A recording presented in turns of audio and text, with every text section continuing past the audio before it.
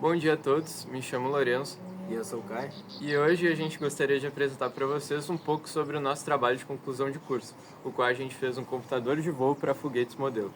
Então, para contextualizar vocês, eu vou começar explicando o que é um computador de voo. Nos foguetes, mesmo nos modelos menores, amadores, ele é a parte do foguete responsável por registrar os dados, interpretar as leituras de sensores e, em projetos mais avançados, até tomar decisões automáticas durante o voo, como o controle da aeronave. Hoje, os sistemas embarcados eles estão presentes em praticamente tudo: carros, drones, máquinas agrícolas, aeronaves e, claro, nos foguetes também. Então, a ideia central do nosso trabalho foi trazer esse conceito para o contexto de pequenos foguetes modelo. Assim, criando um computador de voo simples, mas funcional, que fosse capaz de realizar todas as medições que um computador de voo mais avançado poderia fornecer, sendo também capaz de servir em qualquer tipo de foguete modelo. Então, como os dados que seriam lidos e as ações que seriam tomadas pelo computador de voo, a gente pode citar a altitude do foguete, velocidade vertical, a aceleração nos seus eixos, sua orientação e também sua distância percorrida horizontalmente. Fora isso, ele teria que acionar um paraquedas momentos após o apogeu acontecer.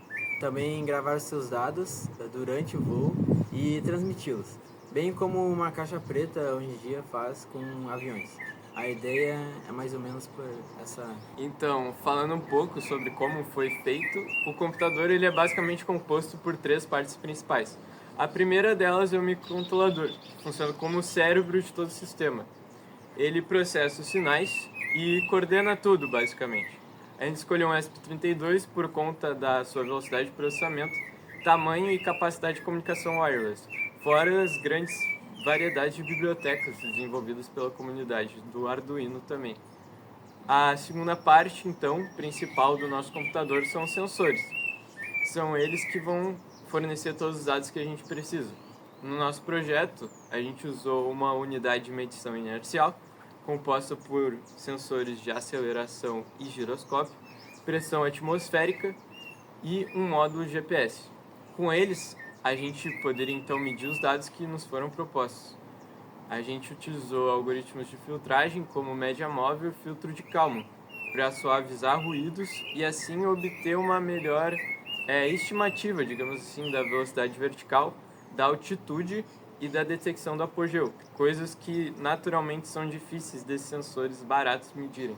Por fim, a terceira parte do computador é o armazenamento e transmissão dos dados.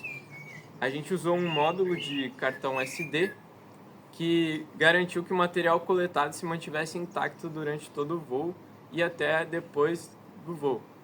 Para comunicar os dados, a gente usou o protocolo ESP-NOW, que já vem embutido de fábrica no ESP32, com uma frequência de operação semelhante ao Wi-Fi de 2.4 GHz, mas exclusivo para comunicações peer-to-peer entre ESPs.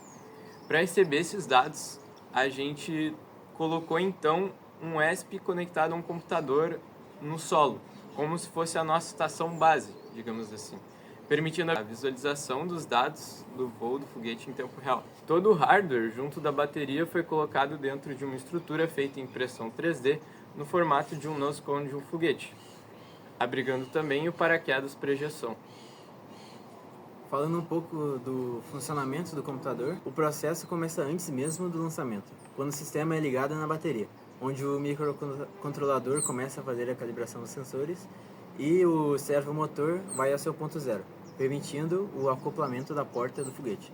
E quando o foguete é lançado e passa de 2 metros de altitude, ele começa a registrar todos os dados de voo. E apesar de existirem maneiras melhores de se fazer isso, a gente optou por essa maneira para não registrar os dados do foguete mesmo antes dele ser lançado. No momento do apogeu, registramos a sua altitude máxima. Depois, na descida, após 2 metros de altura do apogeu, ele ejeta o paraquedas, fazendo assim o foguete descer de maneira suave. Vale ressaltar que desde que o computador é ligado, ele começa a enviar os dados para o ESP, que está no solo, na base.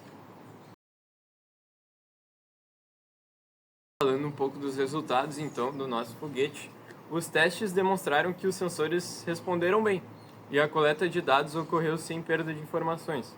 A altitude, velocidade vertical, orientação, entre os outros dados, foram todos registrados e o acionamento do paraquedas também ocorreu bem, demonstrando sucesso segundo o que a gente propôs. Contudo, nós não conseguimos determinar muito bem a distância de deslocamento horizontal, já que o foguete não voa tão longe do ponto de lançamento e o GPS tem uma precisão de mais ou menos 2 metros em condições climáticas favoráveis, então ele registrava e dava que foi para um lugar nada a ver. A comunicação espinal demonstrou uma transmissão de dados quase instantânea, sem a necessidade de módulos e antenas adicionais, o que deixou o sistema muito mais compacto. Contudo, essa configuração se mostrou confiável até a faixa dos 100 metros, segundo alguns testes que a gente fez, limitando um pouco o escopo do projeto.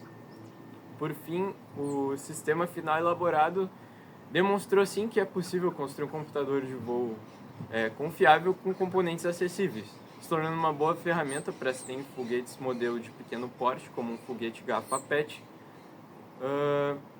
e em outras ferramentas educacionais, auxiliando também no aprendizado de física e eletrônica embarcada. Esse é o nosso trabalho. Muito obrigado. Muito obrigado.